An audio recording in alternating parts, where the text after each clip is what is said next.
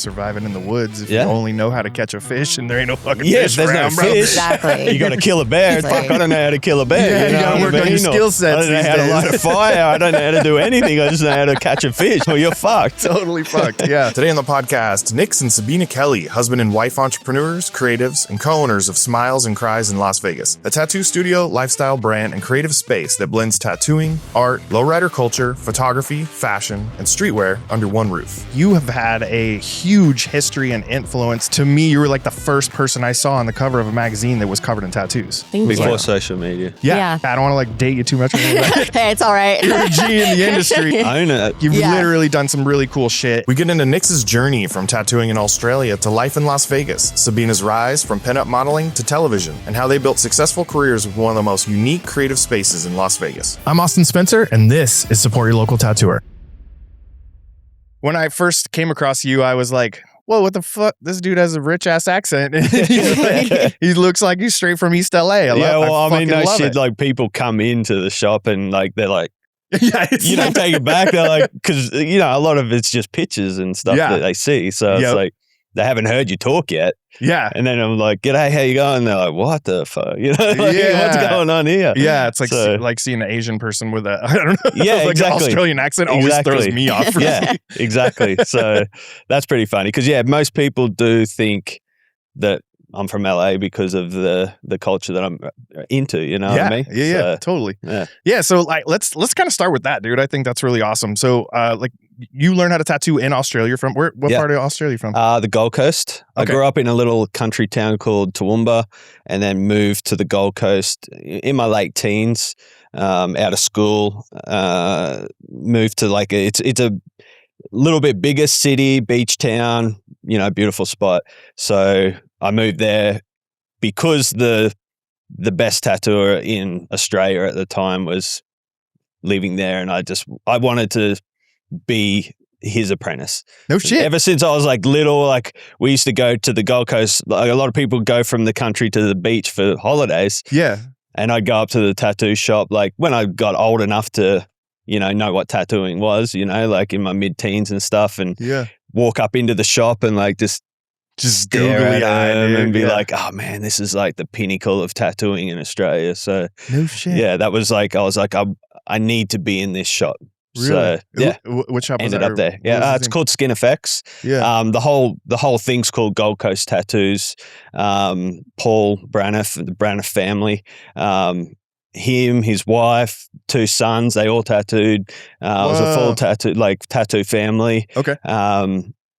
Awesome shit. Like just really cool. He was like, Paul was hands down one of the best portrait artists in Australia. Okay, so he was black and gray portrait? Yeah. So he was known all around the country for his black and gray work. He traveled Japan, the US. He was in the Beatniks Car Club. So he was like, you know, one of the big dogs of Australia tattooing. So no shit. Yeah, he's only had a handful of apprentices. So I was lucky enough to be one of them.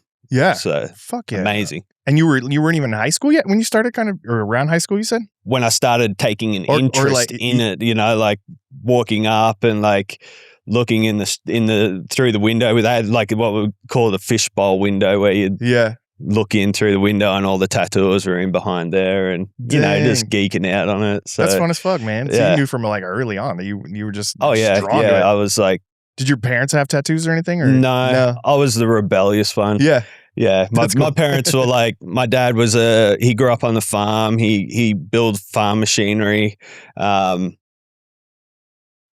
like so far against tattoos. Like, you know what I mean?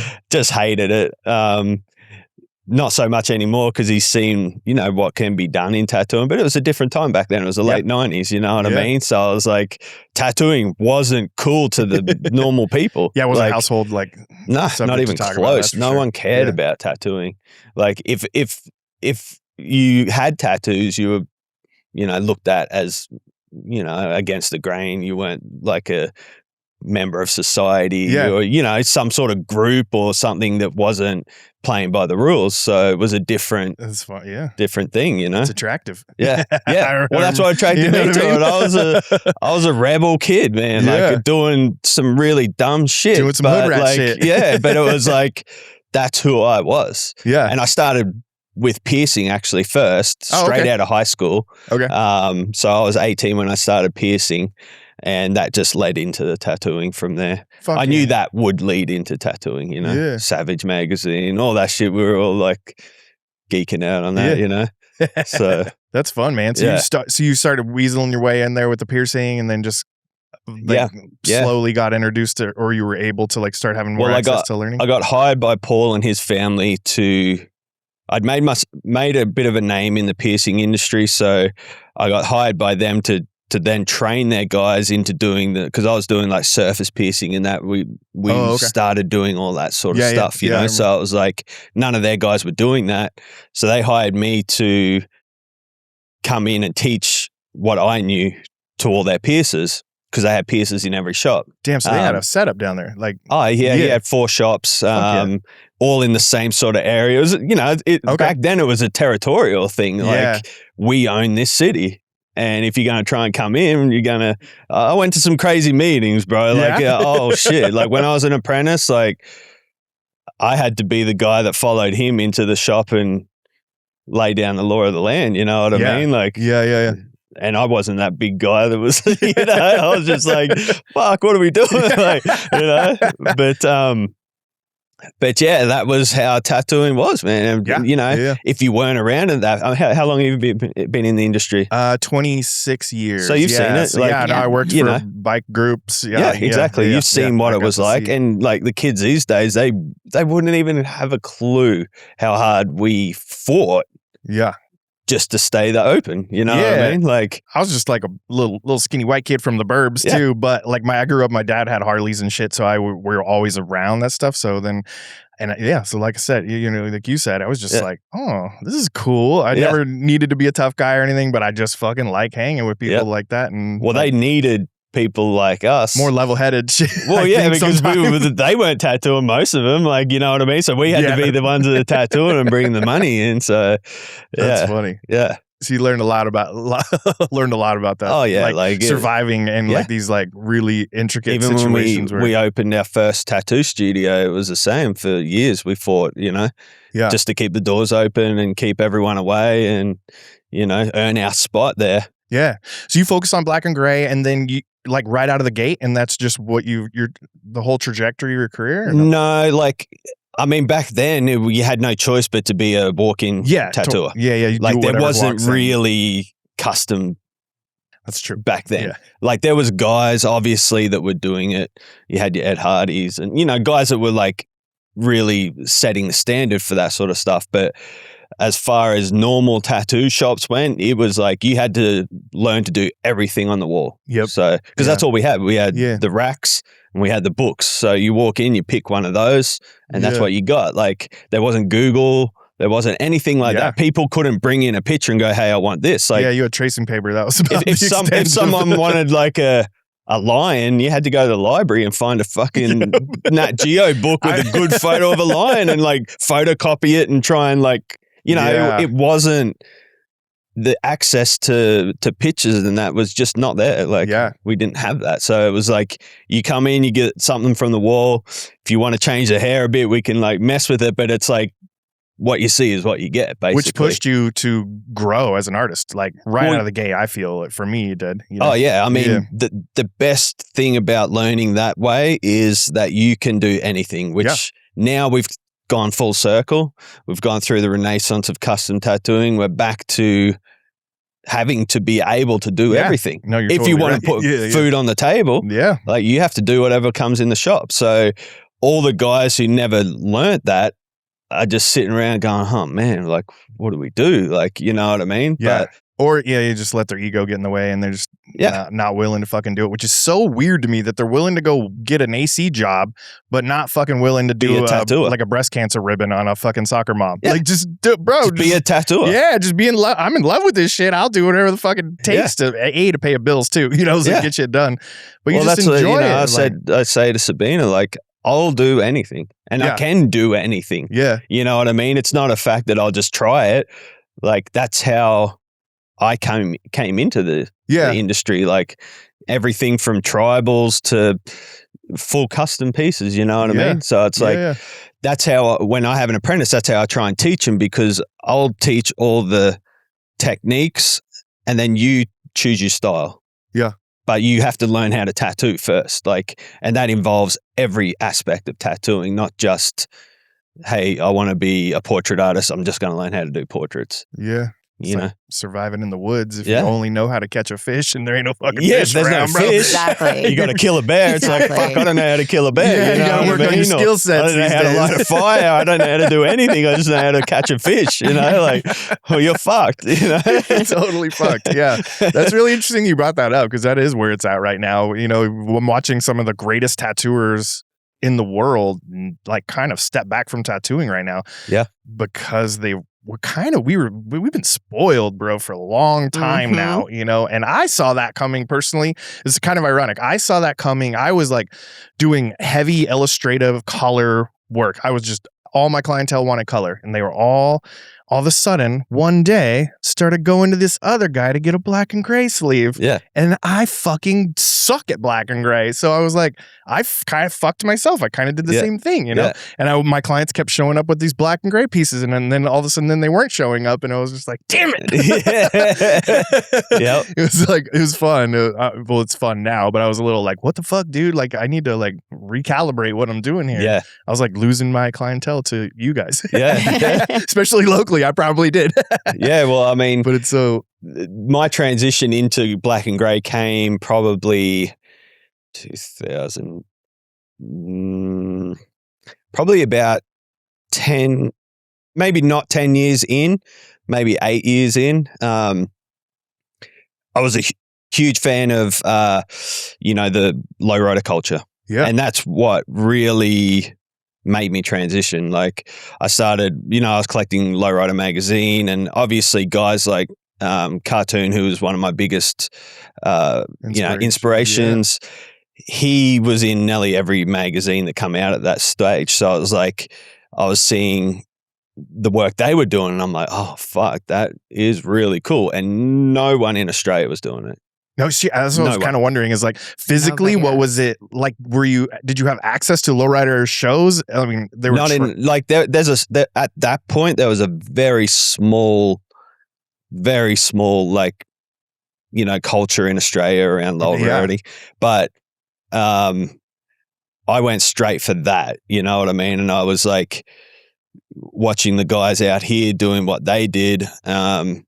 And I was so laser focused on being good at it. Eventually, years down the line, I started coming out. I got into business with Cartoon. I was hanging out at his studio, learning everything I needed. So it was kind of like I imagined it, and then I focused on it, and then I got to it, and that's fuck yeah, dude. It just built like a whole thing. And like for a long time, like I was the guy in Australia that people were traveling to get that style. So I built like my own little style around it, and had the cars, stood I had out the where bikes. you were at and everything. You were living it. Like I was, you still are. It was my whole lifestyle. Yeah.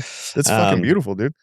So obviously now there's a lot more guys doing it. So it's like, it's not so much of a niche thing, but at that point, it was like very niche, like, and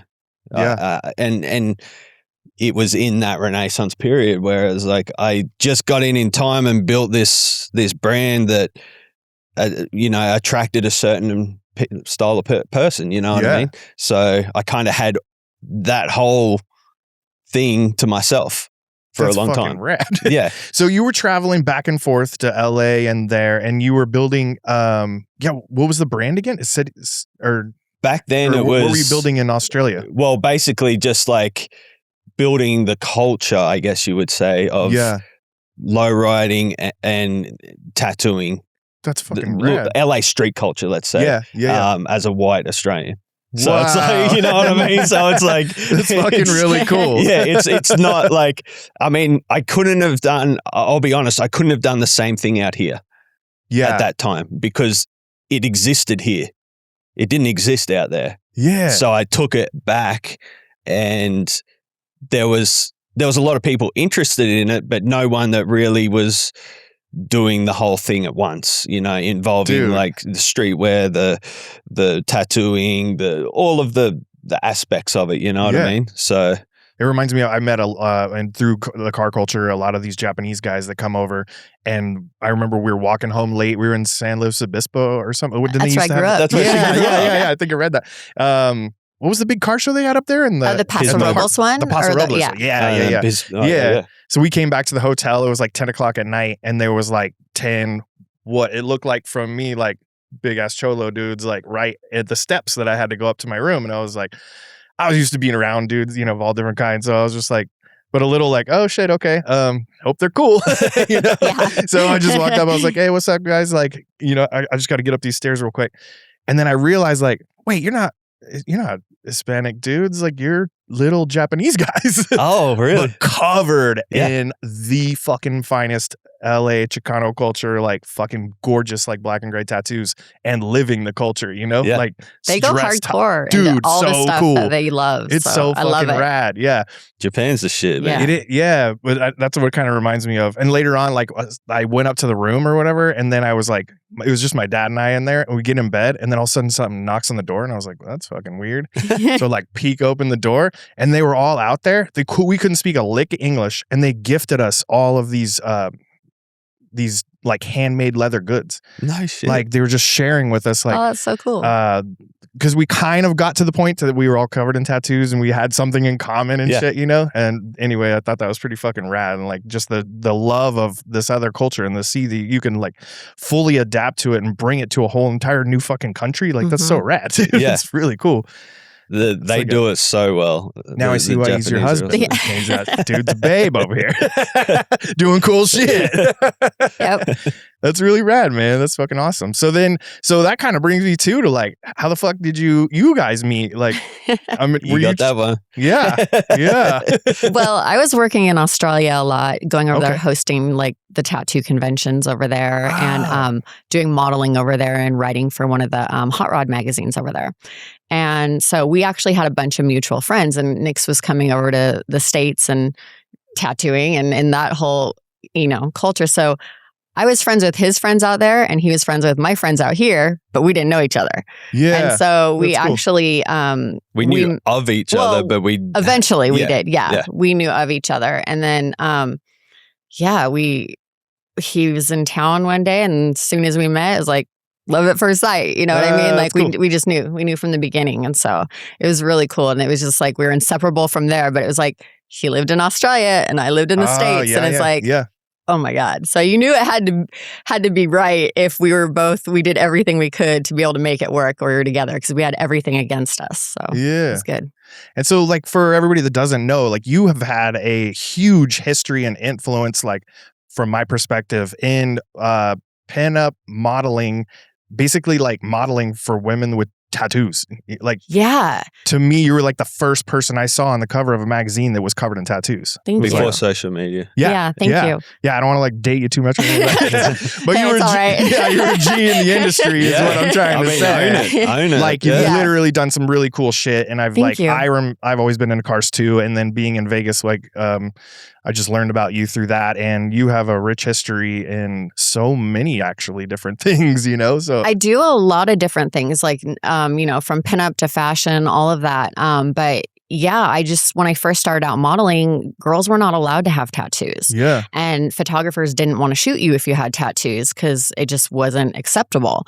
So there was probably only about 5 girls, I'd say, that I knew that were somewhat modeling that had tattoos. And I kind of just made my own little niche of things, and I was really into pinup, and so I just ran with it, That's cool. Half of the photographers, for the first part of my career would make me hide because I only had one sleeve. Yeah. So they would angle me so you couldn't see my tattoos, or we'd have a makeup artist cover up every single tattoo to do a shoot.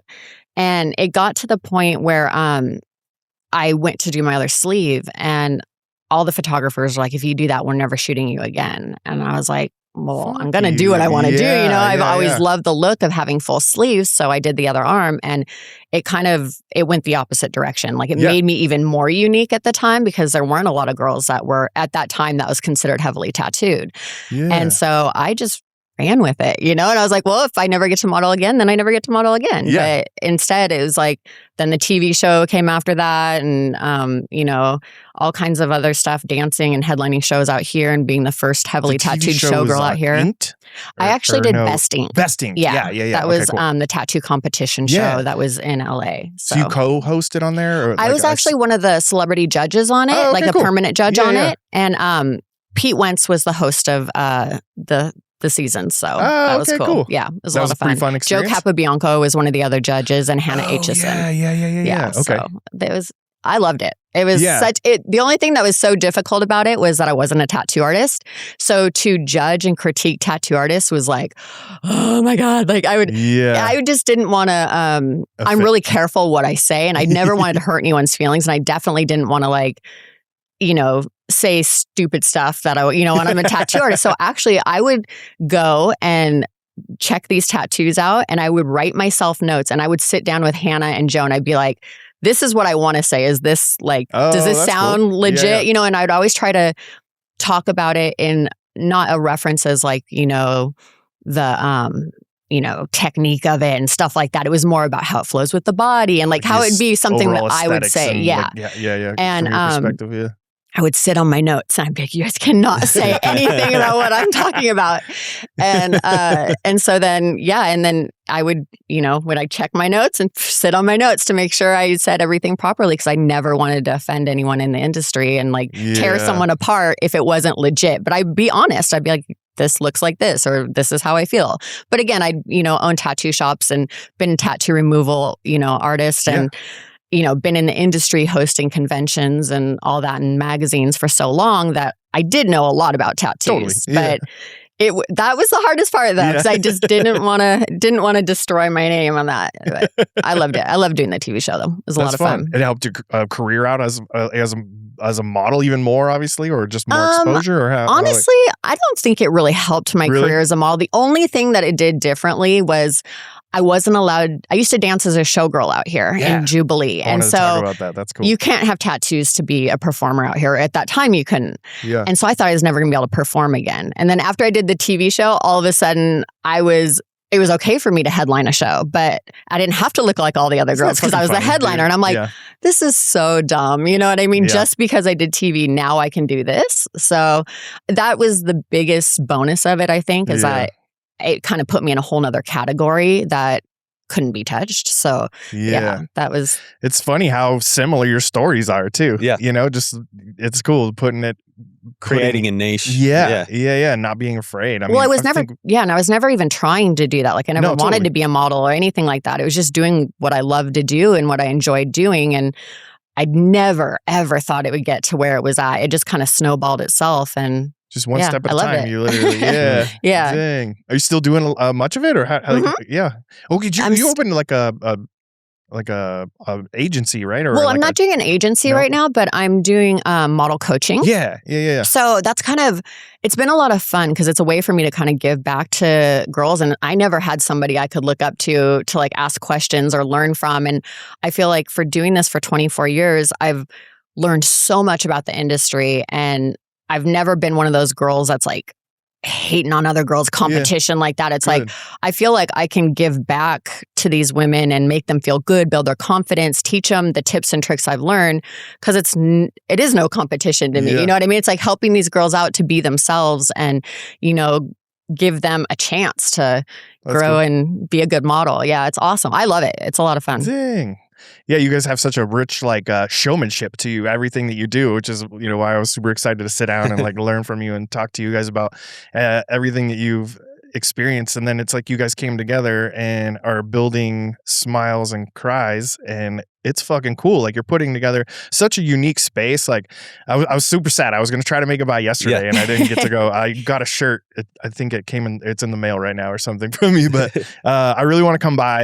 I love that you built this space that's it's a sneaker boutique collectible kind of it's kind of what all the cultures that you were in love with smashed into one thing. You've got it's cool as fuck. I mean, when I built it, that was in my back of my head. I wanted people to walk in there and see that there's a part of my soul in there, if that makes sense, rather than just another space with pictures on the wall and a booth, a tattoo shop. Yeah, it's like everything that we both enjoy, like the car culture and like obviously art as well. And then on the other side of that, there's photography and like all the things that, both of us are interested in the space. And then also like, I mean, if you come over and have a look, it's like I've built little areas of the shop that are like different. Yeah. So it's like one area is like a back alleyway and the barbed wire and the bricks and all that sort of stuff. And like all obviously like Chicano, like East LA. That's right. Like, lowrider sort of style. Like,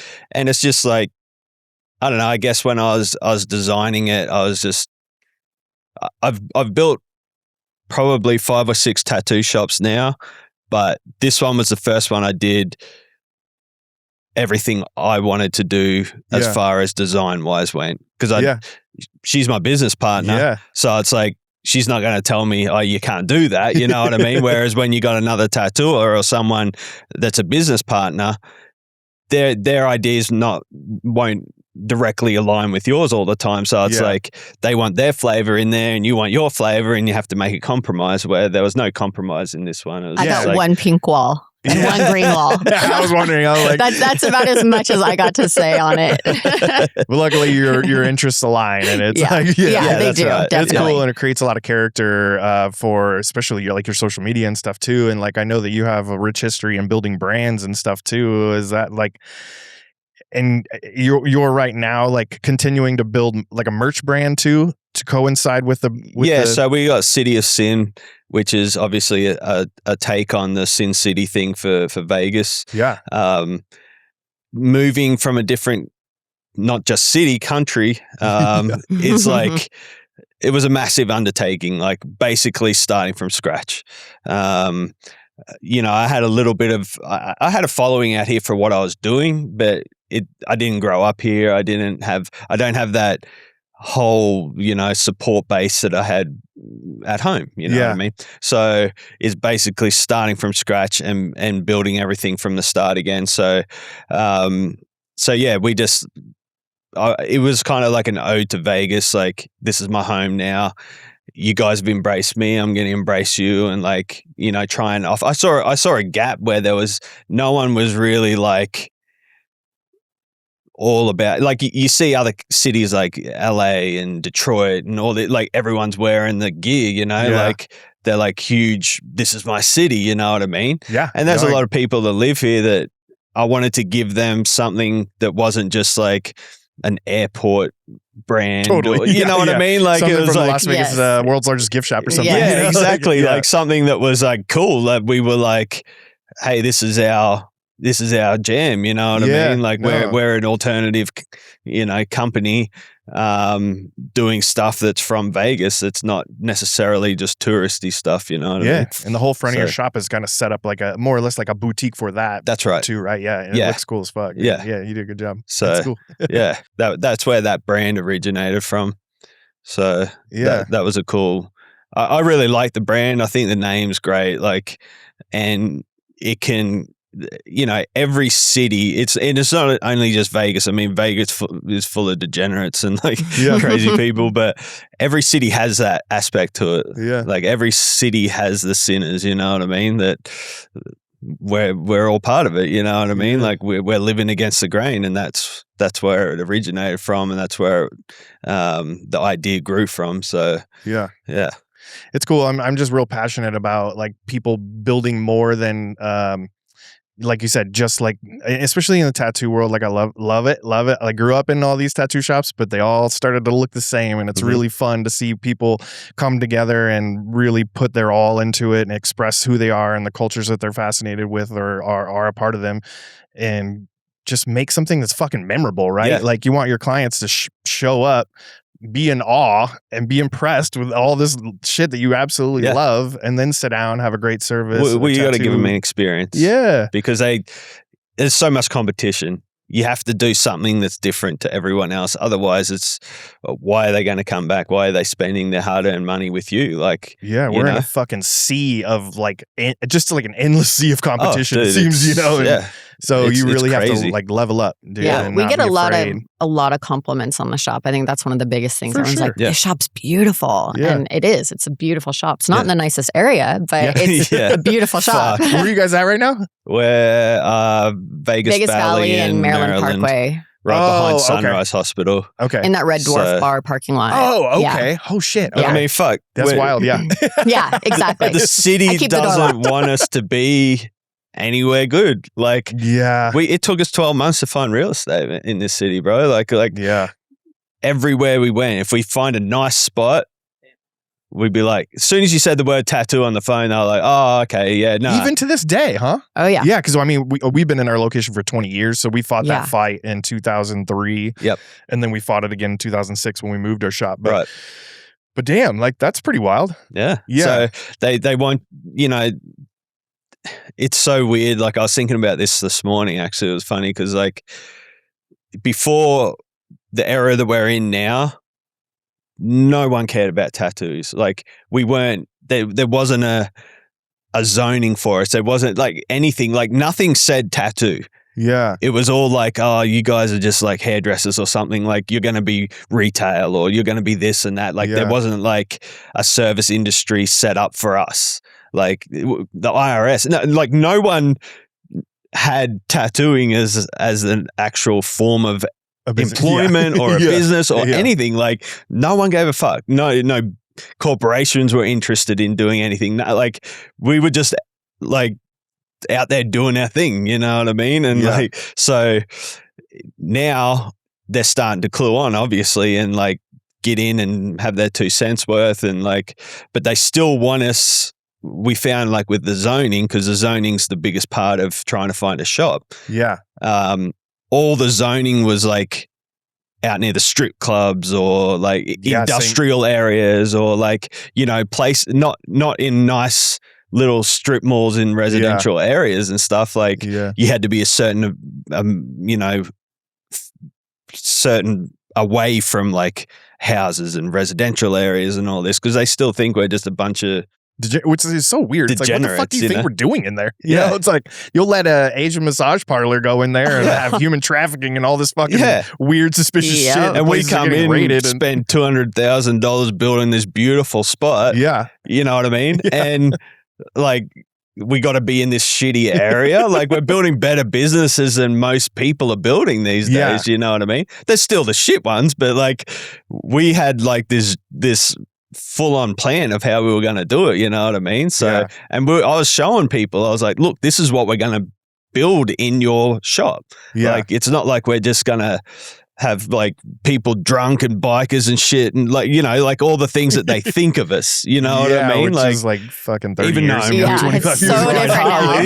Exactly. I mean, it did ride my bike to work. But I am on my Harley today, but like, it's not going to be shitty. Yeah. It's nice art. We're not going to be shooting each other in the street and shit. Like, but we still get put in that same basket. That's really weird. Yeah. I mean, I haven't. Well, I'll hook you up with like a real estate guy when your lease is up or whatever, if you ever decide to move. Like, I got some good buddies that have been around for a long time and they can like, I know they just helped me renew my lease, and we almost got booted out of our shit because they wanted to raise our rent fucking almost twice what it was. And it was like, this is not a good time in tattooing to randomly double We've my been rent. going through the same shit. Yeah. So we just got our life saved like by a good buddy of mine that helped me out. So nice. Like, so if you ever need anything like that, let me know.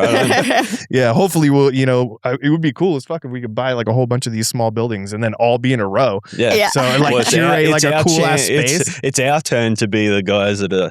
I mean, it's funny because that's why.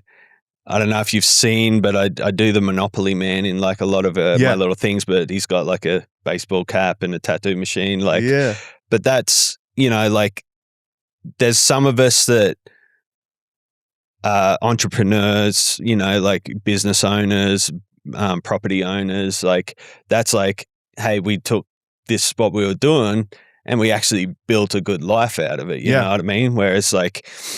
A lot of guys I've worked with over the years, they just spend their money on drugs and alcohol and kind of get their whole life goes in a separate party direction. Where there's, some of us that built little empires around like what we were doing, focusing on, putting our money into property and investing and all that sort of stuff, like the business side of things. So the little monopoly man's kind of like, it's good. The edgy monopoly guy, like, trying to do something better. Hey, quick pause. If you're a tattoo artist, then you already know you can't afford to gamble on your supplies, right? That's exactly why we built Maverick Supply Co. to give artists access to quality cartridges, shop essentials, gear they can actually rely on. So if you want supplies to be one less thing to worry about in your shop, scan the QR code on the screen, hit the link below the show notes, and use the code SYLT for 10% off. Now back to the show. It's funny. I just did this little video the other day just about like a little advice to younger tattooers right now. Is like, stop fucking balling out. Like, just because like we're all watching this shit on Instagram, but everybody's fucking rich and everybody's doing this and they've got these tattooers are driving all this fancy cars and stacks of cash. That's a bunch of fucking nonsense. Yeah. Like 99% of those motherfuckers don't own their Bentley. They don't fucking, they lease their house and they lease all that.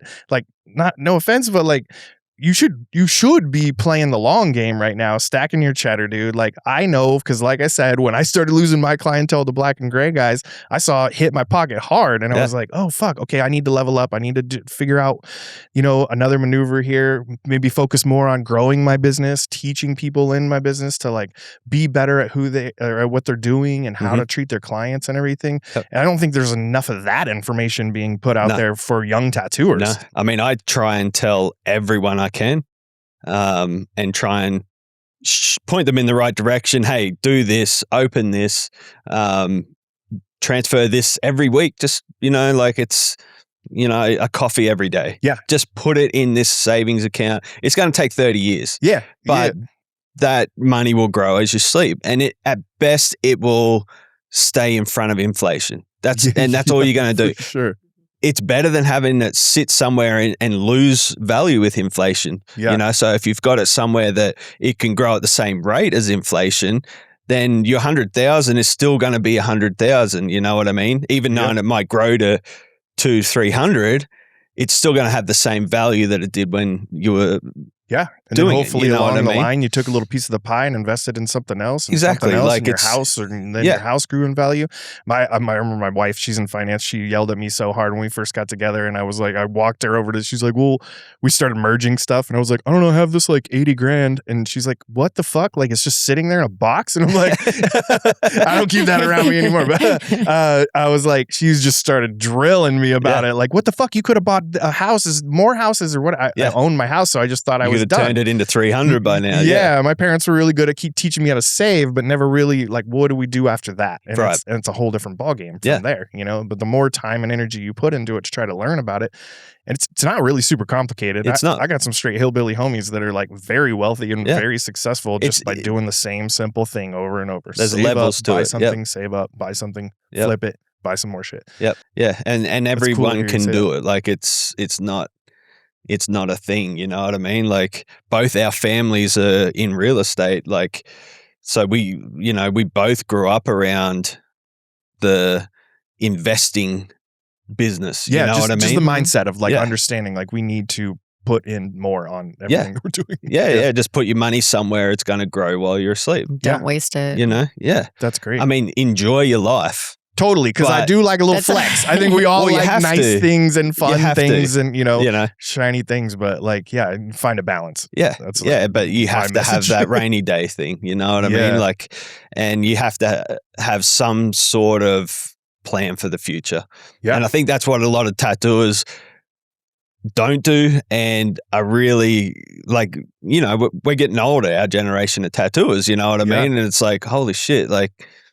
We don't really have anything. We've had this great life and like the photos look awesome and we've been doing all this shit. But it's like, then we hit a wall and the industry went, wow, hang on, like, you know what I mean? And now it's like, you kind of get to the point where you don't think that flow of income's ever going to stop. Yeah. And it did. Yeah. You know what I mean? It didn't stop, but it put the brakes on real hard. You know what I mean? And now that's when people are starting to feel like, oh man, like I probably should have saved some or invested some, you know what I mean? Yeah. So I think education around that is is needed in the industry, just so that it's the same. I mean, you see it in big time in the sports industry out here. Like, you know, kids come from the hood. They don't know anything about money at all. Yeah. The parents didn't know anything. Their grandparents didn't know anything. Most of us don't. No, most people don't. So, they hit a massive lick. They get fucking 50 million. Everyone comes out of the woodwork. They got to support everyone. They finish their career and they're left with nothing because no one told them, hey, take 10 of that, buy some real estate, invest in a mutual fund, do this, do that, and forget about that money. Yeah. Spend the 40, take that 10 and like invest it. Yeah. So you've got something at the end, you know? I think people too don't think that like tattooing is necessarily hard on your body, but if you've been, after you've been tattooing for a long time, God. It's fucking rough. It's that she's going to have to put up with me like being some sort of hunchback one day, I feel like you never really know what's going to happen to your body and your mind. You know, it is difficult to tattoo for 20 plus years. Like you go through those highs and lows, your confidence up, your confidence is down, the fucking, like you said, the clientele just disappears, or now we're dealing, everything seems so volatile with social media too, like trends come and go quick.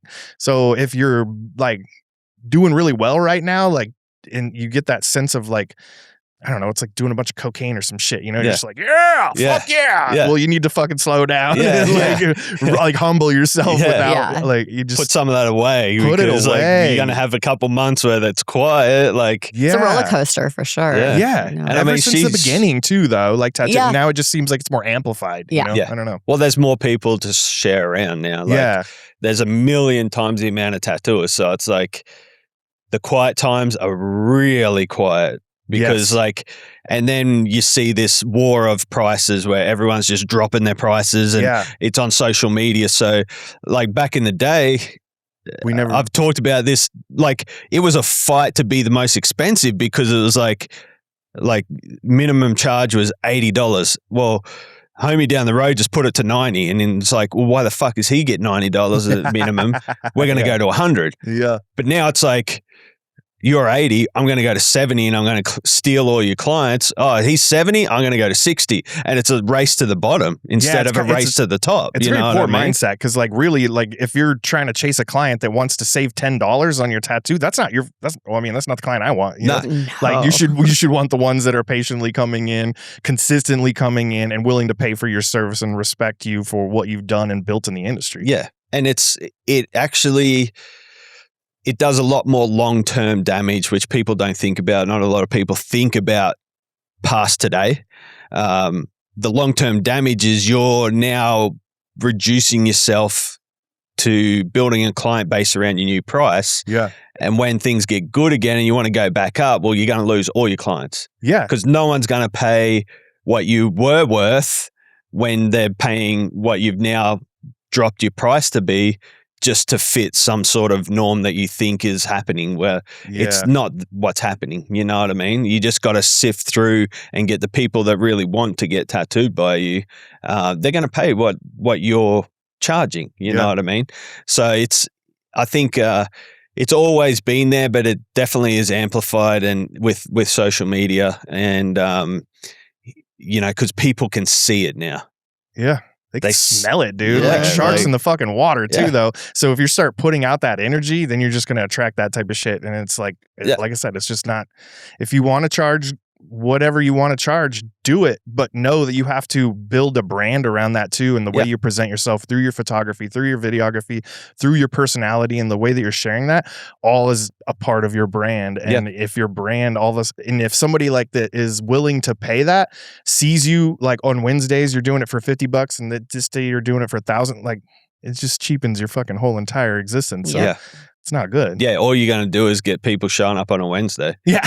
That's it. Like, yeah. And all the rest of the days are going to be nothing because you put your shit at $50, you know what I mean? Yeah. I mean, it's the same with Sabina's stuff. Like, she come up in the industry when there was a time where people hired models and paid them, you know? But now everybody's a model because Instagram. It's like everybody's a photographer. Everyone's a tattoo artist. Yeah, the photography thing, like everyone's got a phone. So it's like now everyone's a photographer. Whereas before, though, you would have to go out and hire a photographer. Yeah. Now you can just take the photos yourself. Now you can get an AI model. Yes. So, that's the next thing. I mean, Yeah. tell them about, like, you know, you've seen that now with some of the photographers you I've had a photographer who's been a photographer for a long time decided to do just like a little test and put like an AI model on his page. Oh my like, God. 3 photos. And he got more likes and stuff on that AI photo. And he was so heartbroken. He's like, what? He's like, how am I getting more likes on this than, something else? And then even as like a model, there was this one model that showed up on social media and everyone's like, oh my God, I quit. Like, this girl's stunning. She's gorgeous. She's perfect. She's everywhere, and like, seriously, all the models in the industry were just chit-chatting about it. Like, who is this girl? Like, none of us have seen her. Long story short, we all found out it's an AI fake model. It's not even a real person. And girls are like, I'm done. I quit. Because you can't compete with that. You know what I mean? Like, this girl was just like perfect everywhere and doing everything. And we're just like, and you just kind of get like, oh, damn, like, how am I ever going to be up against that? And it wasn't even real. Well, and plus, like, girls are doing shit for free now. Oh, girls are, doing stuff for free. And I mean, even I've had companies hit me up trying to have me like record me and, take pictures of me to make me as an AI person. But like I was Hollywood's going through that right now, right? Yeah. But I was just, and they're like, they offer you a big chunk of money, but it's like, there's nothing you could do. Like, I couldn't even imagine there being an AI model of me or videos of me that are just made up. And it's like, oh, Sabina's doing porn now or something. And then like, my husband's like, this guy said you're talking to him or this or that, and I'd be like, what? Like, I couldn't even imagine the craziness and stuff you'd have to go through with having AI models like that, like of real people. Hopefully we'll see like from the ones that are true creatives and really have the grit to push forward, you'll see a renaissance of creativity, like, and us as creatives push through that and come up with something fucking new and unique and weird. It seems like we're already kind of seeing that as like from like all the social media content being super polished and overproduced to gritty and fun and like Same you don't thing need in the a industry. photographer and all this anymore. Realness. People just want to see you just like snap a picture of you like in your natural state. And it's the hardest thing as a model is that I grew up where I wanted the perfect hair, the perfect lighting, the perfect photographer, all of that, and everything being polished. And I wouldn't put it out unless it was polished. Yeah. And nowadays they want the raw, gritty, like Sabina just woke up, hasn't brushed her hair yet, that they want that content and the horrible lighting and just the rawness. And real. I get that. They want real, they want raw. And I get that, but it's so hard when you've built your whole brand on things being polished and clean and top of the line. Yeah. And then to have to like, okay, let's just turn this on, because it's not something, once you've put something out on the internet, it's there forever. Like, you can't take that. You can never take that back. And that's what I've always told that with girls doing nudity and stuff. It's like, once you put something out like that, you can never bring that back. So you don't know what you're going to, if you do something when you're 18, you don't know when you're 30 that's going to bite you in the ass. You know what I mean? So for a job you want opportunities or someone you meet later in life that you want to marry or whatever, and then they find out you did this, or a job, corporate job you want, and you can't do it because of this. It's pretty crazy. Yeah, like Pamela Anderson's kind of doing that big push right now, right? She's like so Makeup List rad. Pam. Yeah. It's pretty fucking and cool. I love that because I looked up to her a lot when I was a kid. I was like, oh, she's the most beautiful woman ever, and she was like full glam hair and makeup and sex pot, doing Playboy and all that. And now she's gone the complete opposite. And I think she's even more beautiful now, going out with no makeup and just being more about, her just plants and her family and being herself. And it's so cool to see her be like, now I finally feel like myself, like before it was like she was playing a part. Well, yeah, and you got to put a mask on all the time. Yeah, and I see that so much as a model. Like, I don't like wearing makeup unless I'm doing shoots and stuff. And I love getting all dolled up for all that and then for events and all that. But I'm like, in real life, like, I just want to, just fucking relax. Yeah, I just want to, put on your sweatsuit. Exactly. And so it's really cool to see her take it so far, the other way. And people are talking so much shit on it. And I'm like, no way. This is so cool that she can just be herself, because they put women, especially when you start to get older, at such like high standards. Oh, you got to be young. You got to be young. But I feel like things are starting to change where like they're starting to hire older models now for things, because they're saying I was just reading about it yesterday that like women that are in like their 50s and 60s and stuff, they're the ones with the money.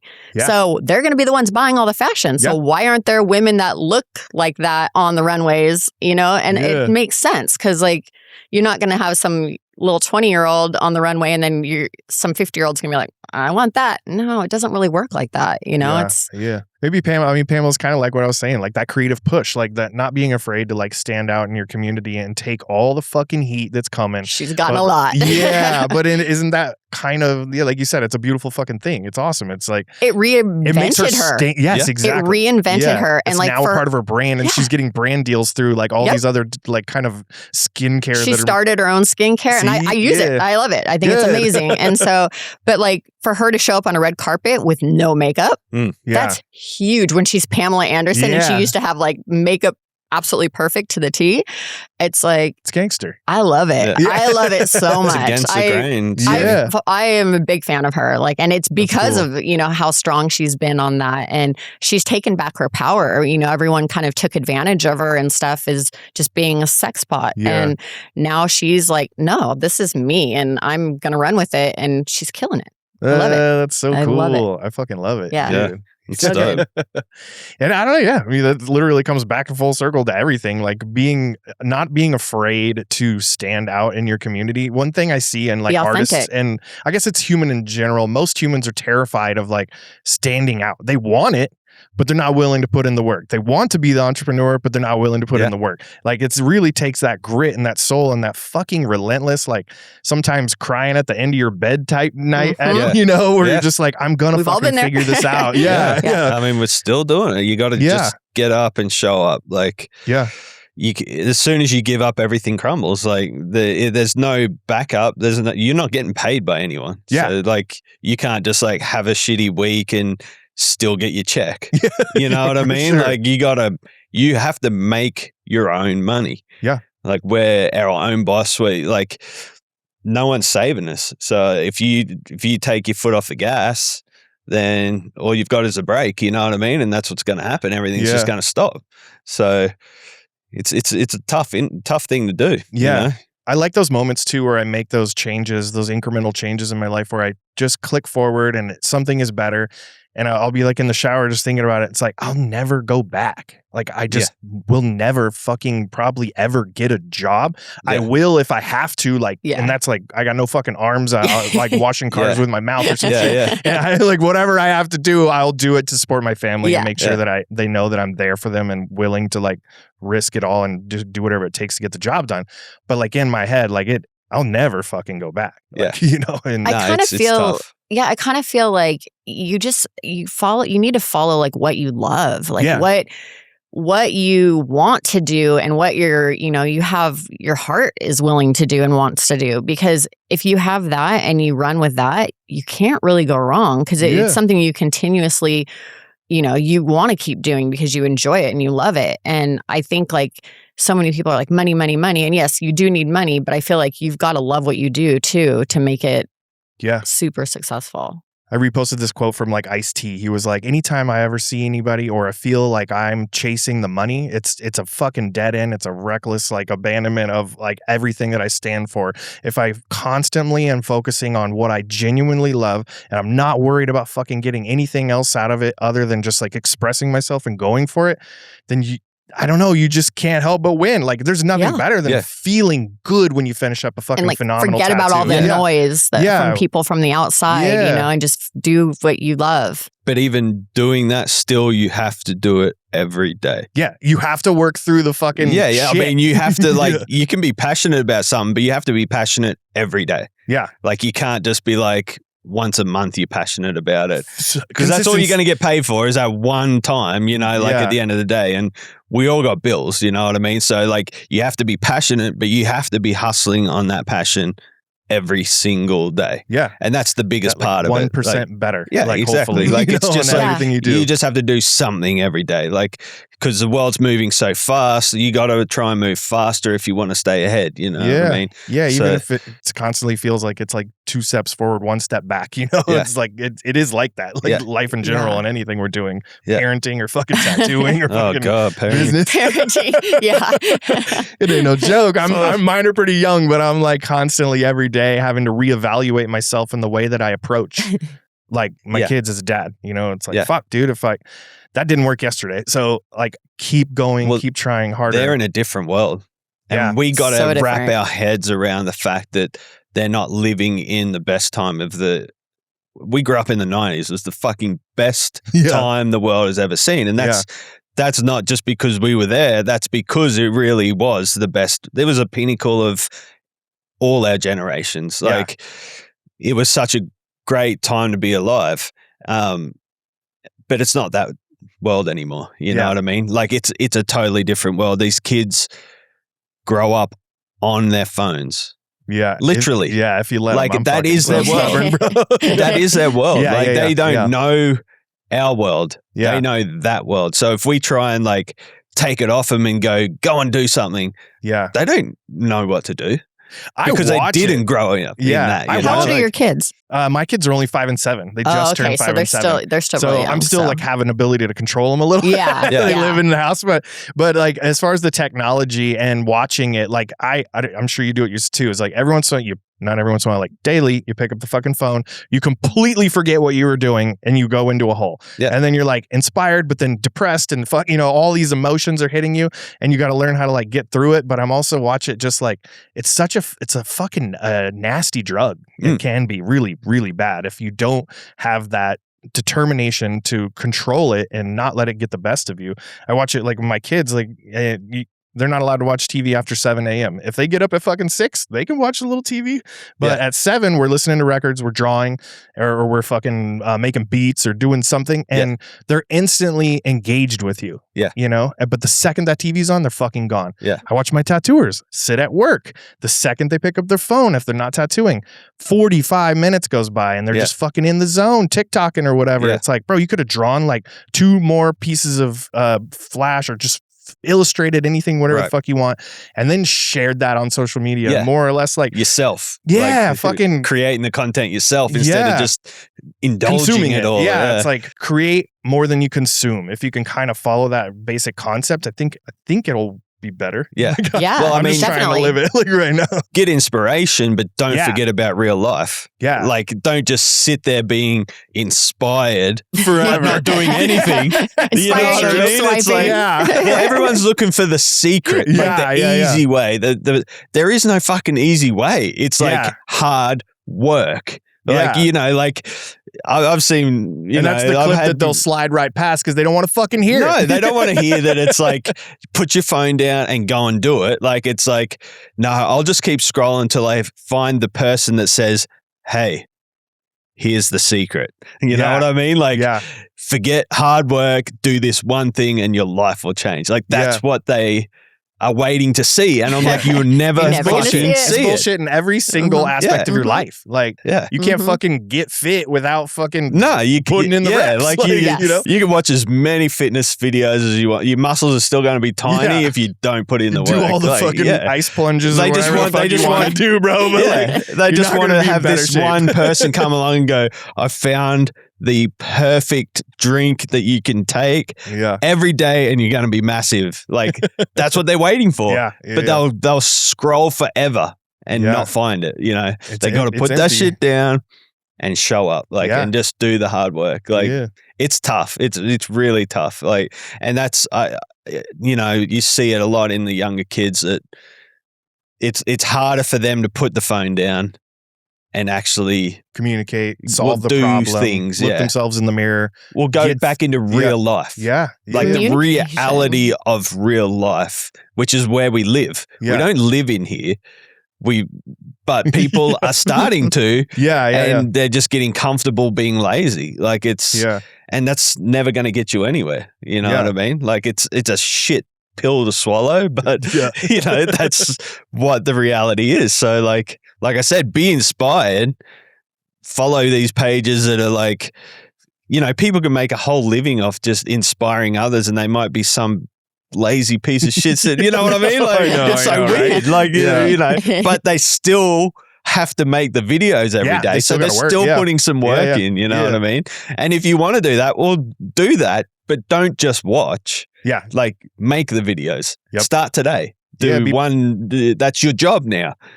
You know, like it's that not fucking is your easy job. too, dude. Yeah, Like, you know what I mean? all. Like I would look back, like I've only been making videos and stuff for the businesses like for like a year now, maybe. But like if you look back at the very first one, I'm like, hey, I'm Austin. I just want to introduce myself, and I'm fucking like rambling. Like I don't know how I'm supposed to be, you know, which is so weird because you just be your fucking. But like once you get to the point where you're comfortable, you realize like, and plus at our age, like we're fucking grown. Like at this point in time, I don't give a fuck about what you think. You know, like I showed up today, I have a giant pimple in the middle of my fucking forehead, and I'm like, fuck it, I guess I'll still film my podcast with it, whatever. You know, who gives a fuck? Like as soon as you can get that message to yourself and get it out there, and just know like.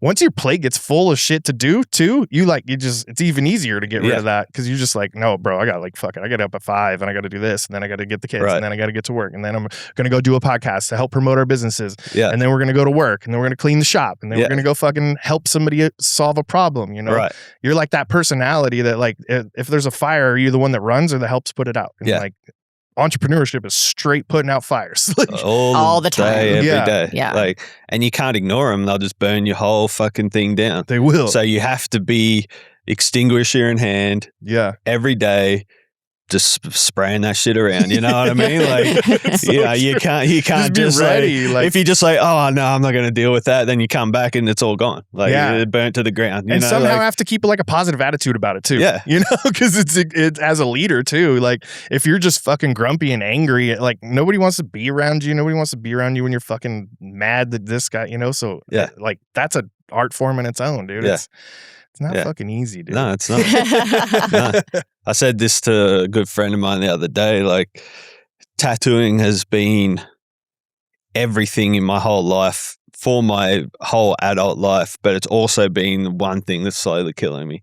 You know what I mean? It's like such an amazing thing that is like such a damaging thing at the same time. You know what I mean? And it's the people that learn to put those together that actually survive it these days. Yeah.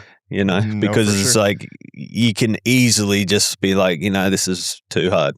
I think it's our duty right now too, like just to continue to push through it. And it's like our souls are going to push us that way, and we're going to watch all these people fall off and tune, like, you know, I wish they wouldn't. I wish they would push through too, but I'm not going to fucking stop. No. So I'm going to figure out any way, shape, or form I can do to be a part of tattooing. Well, we've seen the magic of it. Yeah. We've seen the era where it was, where no one cared, like I said before. Like, no one gave a fuck. Like, there was no corporations trying to come in and steal all the fucking businesses and take down everyone that has tried their whole life to build something.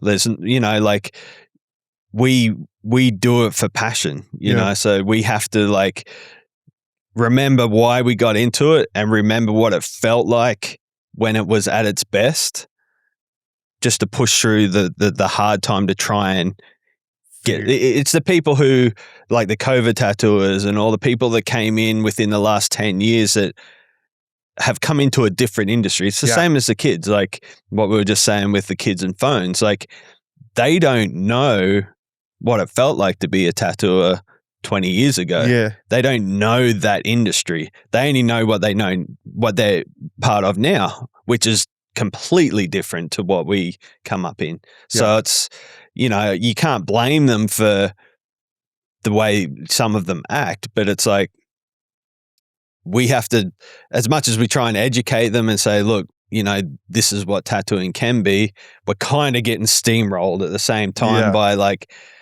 people now thinking like we kind of fucked ourselves really, like by having great lives and then showing it on social media. And now, you know what I mean? And then the corporation's like, oh, let's get a part of that. You know what I mean? Like we're making tattoo Hollywood. We're making it like all this magic thing. Like, and they're just like, oh shit, like we didn't know it was like this. Let's fuck this up. You know what I mean? Like, so it's kind of like, now it's like, we kicked our own ass, but we just have to wait for the full circle moment, because everything does a full circle. You know what I mean? So let them come in and do their thing, and then we'll just be there to, you know, sweep it up and build that back up. You know what I mean? Yeah, maybe they'll need a job later on. Rejoin. Rejoin a good positive shop. That's it. That push through, and hopefully our brands will grow and prosper. And you know, but right now it is not fun. Nah, it's not fun right now. Yeah, it's very, very, you know, confusing. Frustrating. You know, we get frustrated, and I think it's because we know how good it can be. You know what I mean? So, like I said, we just have to wait for that full circle moment where we get that back and do our best to be the best tattooer we can be in the time that we are in, and push back through to that next period, you know? Keep our fingers crossed that it does go backwards. As much as you never want shit to go backwards, let's go backwards back to when it was like what it was, you know what I mean? So I think with us keeping an open mind and being ready to pivot and stuff, like maybe there's some new beautiful shit on the horizon that we don't even know about, you know? That's right. Maybe we will find our new unique path and place in this like just beautiful game, dude. You know? No, that's it. Just gotta, you know, keep doing what we do the best that we can do it. And that's, you know, that's with anyone. That's just not tattooing in general. That's any creative that's out there that's feeling the frustration and the, you know, I feel bad for graphic designers and people like that who have like put their whole life into that, and now these big companies are building these platforms that totally just wipe them out. You know, you can create something from prompts that is fucking 3 seconds and $10 instead of, you know, $1,000. And create something that's pretty good. You know, like it's tough. Like there's a lot of people that like are so great at art and are creative that are just getting steamrolled by this shit. You know? Hopefully we just learn how to use those as tools, and like jumping gets, you know, something that pushes us to do more, or I guess, you know, just back to like, I don't know, I'm like a firm believer that creatives will fucking win. Like we will figure it out. You know, we'll be pushed and pushed and pushed until we just burst into some wild shit, and hopefully something awesome will come from it, you know. Well, and we won't lose our fucking minds. It'll go back underground or something, you know what I mean? Like tattooing was back in the day when it was illegal, and in New York and shit, like when they're tattooing underground, you know what I mean? Like it's everyone else is doing their thing, but we've just pushed back into this little secret society again that we were back in the day, you know? So, who knows? Well, you guys have any, what's any like big ideas or dreams, or what you would like to see out of Smiles and Cries? Like, so, you know, on those days when you're just staring off into the sunset and you're like, this is what I want. I think I used to do that a lot. Like I used to wake up and dream big all the time. I think right now it's very cloudy. It's like, it's hard to dream that big when things are so hard and there's not the momentum that you always had. So for me right now, it's like learning the small things that make a big difference, if that makes sense. Like, I agree. You know, we were talking earlier about the whole internet marketing thing, you know, like as much as tattooers, we fight that. We've never been businessmen. Like we weren't businessmen back in the day. We just fucking tattooed. You know, there was no, you didn't have to have a business. You had a shop with a name on it. It wasn't a fucking business. Did like the tattoo had the cash money in come your in, hand. you paid the bills. It was just like done. Whatever. Like it wasn't like a business where you had teams of people doing this and that and like all this other shit. Like now it's like you have to run it like it's an actual business. You have to focus on marketing. You have to have, stay up with the content. You have to have someone in the background of your website making sure that every fucking word captures an AI, all the stuff. You know what I mean? Yeah. Like it's like, and that's what we've been working on the last couple of years, is making sure that we got someone doing all that in the background, so that every caption we put and every photo that's on our website has the right wording around it, so that when someone searches it, we're going to come up, and, all that stuff that happens in the background, no one sees it. Yeah. But if you've got someone within a certain radius of your shop that searches tattoo, if you've got the right people working for you, your shop's going to come up first. You know what I mean? So it's like, they're the little things that you got to understand about the tattooing business now, that make a big difference if you're trying to keep the doors open. So that's what we've been working on. Just trying to keep that, especially as a new shop. We're not a household name in a certain area of the city, because we've only been there 3 years. Yeah. You know what I mean? So it's trying to find the people looking for something. I drive around and I look at all these people. I'm like, how can I just have a handful of these people know who I am? You know what I mean? Like, how do I get them? What do I have to do? Yeah. Like, that's the thing that frustrates me on a daily basis, is like, we can post as many posts on Instagram and all this as we want, but there's other things that you have to do to get that recognition. You know what I mean? It's endless. Yeah. Even I don't know. I never thought you'd have to have someone on a computer like all the time. You know what I mean? Like like making sure that your Google business thing is attached to this keyword and this meta thing. Like, it's just like, it's insane. You know? And if you're not doing that, chances are, unless you got a super strong foundation, you just won't survive. So that's our survival tactic right now. So I think, back to your question, the dreams are just to survive. Yeah. Right now. I'm in the exact same place. It's the hardest I've ever seen tattooing, from every aspect, from supplies, to tattooing. I don't know. I was talking to my wife about it the other day. I was like, I feel kind of lost. I feel like I'm not doing what I'm supposed to be doing, but I always had a very clear vision. And right now my vision is, like you said, you said it really well too, is it's cloudy. Like, I don't know what the fuck to do. I feel like I'm trying to do a million things, and I'm never one to like sit around and cry about it, but at the same time, it's like, fuck, like it's sad. Yeah, I had like an hour-long meeting with my Google person, and like, I'm not, there's no crybaby shit in there. It's not the fun stuff that you get to do right now, or that you have to do to survive. Yeah. So I don't know. I liked it better when I was tattooing 6 days a week, and there was no gaps in my book. Like, it was just fucking full, you know what I mean? And, it was like, fun, because tattooing is what we love to do, you know what I mean? And it's tough when you get those gaps. Like, you just like, I mean, she knows, she can testify to me being crazy when I'm not being creative. Mm-hmm. Like, I get stir crazy. Like, I need to be creating, and not only creating, tattooing. Yeah.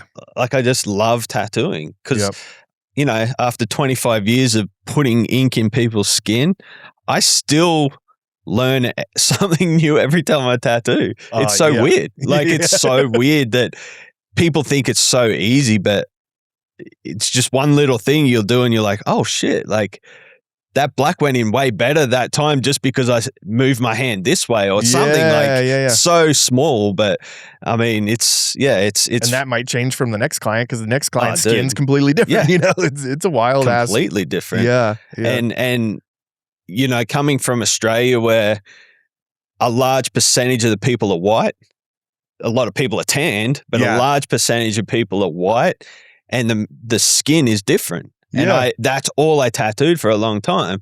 You come out here and you got like different races, different, melanin, all the things that happen inside the skin that you do not realize that it's different. You got to completely readjust and reapproach your whole entire tattoo. It's completely different, completely different technique. Less fading, more black, higher contrast, like less using the skin more. Yeah. And even the way their skin reacts, as the skin gets darker, it swells more quicker. Yeah. Like, so it's like, you got to adjust to that. Like you can't, like, you know, like it's like the skin's swelling very quickly, you know, and as it gets from white to dark, that time period gets quicker. You know what I mean? So it's like all those little things like that I had no idea about that until I moved here. Yeah. And now I'm just like, holy fuck. Like, that's really fascinating. I'm like, I'm starting from all over again. You know what I mean? Like trying to learn how to tattoo different people. So, you know, there's a new thing to learn every day, every time you pick the machine up. I guess that's what also keeps us alive too. You know, the constant challenges, the shit being thrown at us, you know, and figuring it out. And it just kind of makes it like, well, my day wasn't boring today. That's how I always tried to look at it. It was like, oh, a bum threw fucking poop at me, or you know, or like we get that every day.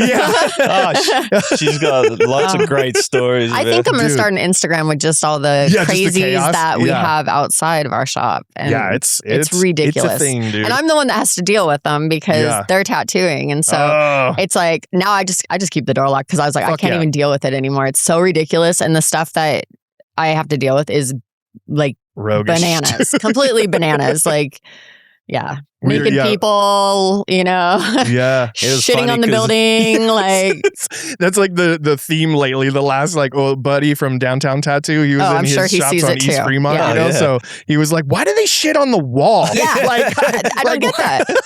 I don't get it either. We get it too. I don't know. And they're just like, oh, I need a shit, and I just pull their pants down. Maybe they're wiping their butt on the wall or something. I have no idea. I literally just had a meeting this last week. I was like, I think I need to buy a pressure washer. Like, I don't know what that is on the wall, but it needs to be fucking gone, and I can't get it off with a bucket and a fucking sponge. We have people that come out of the bushes in like medical gowns and stuff because the hospital's right there, and so we find all kinds of crazy stuff, and there's wheelchairs left in front of the shop all the time, and there's overdosing all the time. Was a tattooer in the apartments near us. He'd just been shot twice because the dude he was tattooing was on meth, and he fucking took a hit while he was getting tattooed and lost his mind. Become a whole fucking different person. No, well, it was like a whole thing. Like the SWAT came. Oh, shit. It was like a standoff. They had him like kidnapped in there. He got shot twice in the leg. Like, and then he was like in the hospital. Come in. He's trying to sell me his medical supplies. I'm like, dude, just get the fuck out of here. Like, he's all swollen, all fucked up. I'm like, dude, Get the fuck out of here. Like, don't touch anything. Like, just get out. When I was younger, I felt like those interactions were a little more entertaining than stressful. But then older I got, and it was just the so consistent. You're just like, shut the fuck up, man. And you're like, no patience for it anymore. anymore. And the people are getting substantially more like violent and crazy. And the drugs are different now. Yeah. So now my new method is I approach them with a bottle of water. I'm like, hey man, I'm trying to open my front door. It won't open if you're fucking sleeping in front of it, you know? I know this is cool. You built a house out of all this stuff, while I was gone today. But, you know, I need you to leave. Move. You're being evicted, motherfucker. And they're just like, they start yelling at you, and you're just clothes hanging on thing. This is biggest ass, craziest dudes too. And I'm like, fuck. Or the women even are really wild. I always joke around. I'm like, Vegas is the only place where the homeless girls have huge fake boobs. I've seen it twice in my parking lot. I'm like, what the fuck is happening? They started as a stripper and they ended up being a meth head on the streets with just wearing a wife beater. I'm like, this is so weird. We have cops in our parking lot in our neighborhood every day. Dude. Yeah. We have a mini person, a small person that is a female, and she rides a children's bike around and smokes fucking crack or whatever she does. I don't know the drugs, but she just rides around in circles, and then she just takes off and just I'm like, so they play opera music up at the 7-Eleven by our place to keep them all away from hanging out. And so they'll put it so loud that you can hear it all the way down to our tattoo shop because they're just trying to get rid of everybody. Push them all down towards us. Well, I used to, like I was saying, I used to spend a lot of time with Cartoon, and his shop was on Skid Row or in Yeah. Skid Row area. And I used to go home with all these wild stories, man. I never thought I'd be in the fucking same situation with you know what I mean? Like I thought that was like this some weird like little thing that existed. It was a bubble, you know what I mean? Like, but it wasn't like that when I was here growing up. No, not there at was all. 2 homeless people, and like I knew them, and one was the Indian lady. She had these long braids. We called her. I was a little kid, you know, super tan, and then the one was a crazy guy. There was out on Rainbow, and then that was it. There was never crazy crackheads all over the street and homeless people out here at all. Like the city was the city's turning into LA now. I feel like it's wild. It's so different. It's not like what it was at all. Like sucks. The traffic is tough. Yes. I'm like, now I have to drive. It takes me an hour to get here to, you know, it's like wild. So like, especially on the way home. So I do a lot of audiobooks, like try to keep it positive. Well, I've only been here nearly 7.5 years or something like that. And just in that time, it's changed. Well, I mean, you know, COVID changed everything. Like, let's not beat around the bush. Like, it changed the way that we live. You know, it changed the way people move. It changed everything about life in general. Like, so I sort of got here just before that time, and then watched it completely change. You know what I mean? Yeah. I love how I was watching a podcast, another one of you the other day, and I love how in love and with Vegas and the history of Vegas that you got and you infuse into your brand. It's really cool because it feels good to me because I just grew up here and I absolutely love this place, and I'm like traveling around the world, like always like, oh, Las Vegas is the best, you know? And then it's cool to see people like share that. Well, it's funny because like the research I did, and then like, you know, traveled around the city and seen the different areas and stuff like that. And then you like talk to people who have lived here their whole life and they don't even know the story. Yeah. You know what I mean? Of like how Vegas actually started, how it got its name Sin City, like the Block 16 stuff, all that sort of stuff. Like, a lot of people haven't been, you know, told about it or know, they just, Vegas just appeared, you know what I mean? Like it's but there was an actual really fucking cool story on how it came about, you know what I mean? So that's why I did get a slack from people who have been here their whole life who thought I was just trying to come in and like use the city's name and make money, and I was like, man, that's not what it's about. You know what I mean? Like I always be fucking haters, dude. Yeah, what you're doing. That's the last thing I was thinking about. Like I just wanted to embrace this. I moved here. I moved my whole life here. Yeah. Like I moved everything I know here. Yeah. So it's like, because I told him it was the best place in the world. And I had to embrace that. Like, I couldn't sit at home and fight it. I had to embrace it. Like, if you don't adapt and overcome, you're just going to become bitter all the time. Yeah. You know what I mean? If you're not happy here, you won't be happy there. You won't, you know, you're just going to repeat your cycle if you don't just try to find the light in whatever the fuck you're doing or whoever you're surrounding yourself with. Sounds like you keep yourself around like good, positive people too. You know? And like, don't waste time with fucking that's one great thing about moving here was I never had, as bad as it sounds, I never had time for many friends when I was in Australia because I was so busy all the time. And it wasn't just tattooing. Like I've always had at least one other business going at the same time, sometimes up to 3 other ones. Like, you know, so it's like I never, as soon as I finished tattooing, and we were busy as fuck, like all the time. So every night after tattooing, I would then start on a business. And that's why I've never really been a big drinker or anything because I never had time to do any of that shit. The downfall of that was losing a lot of relationships. I could never hold a good relationship. I could never have friends or anything like that because I just didn't have time. And you can only say no a certain amount of time before you never get, you don't get those invites, you know what I mean? But moving here and starting from scratch and having that time, I've developed some really awesome friendships, you know, with some really great people, which to me feels like a bit of good karma coming back, you know, like having some people in your life that are really good and, you know, have the same, you know, mindset and, you know, these are successful people that have helped push us, given us more help than anyone ever without even asking for it and with nothing for them in return, you know, like there's they're not, you know, these people are just helping us build our business and do all these things without asking for anything, which is like, to me, is like, it's mind blowing. Yeah. That's cool. It's mind blowing that there's people out there that will do that, because it's really very rare, you know? Yeah. Just got to keep it positive, surround yourself with the right fucking people, and just keep pushing, you know? Yeah, well, it's true. I mean, if you hang out with losers, you will be the next loser. Yeah. It's you know, it's a cliche thing, but it's so true. Like, if you hang out with people that are positive and doing great things and pushing themselves constantly, then you're going to find that you want to do that. Yeah.